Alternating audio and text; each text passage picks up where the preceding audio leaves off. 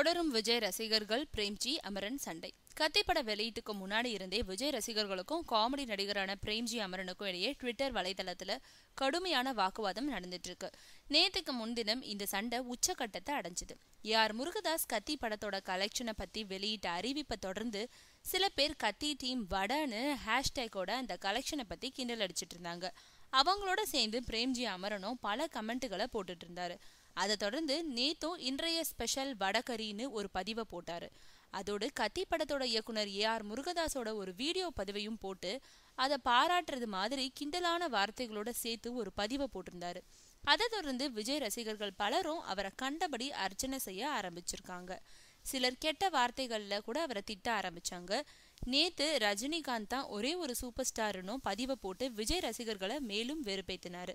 கத்திப்பட கலெக்ஷனை அடுத்து விஜய் தான் அடுத்த சூப்பர் ஸ்டாருன்ற பேச்சு சில தினங்களா மீண்டும் எழுந்துட்டு இருக்கு.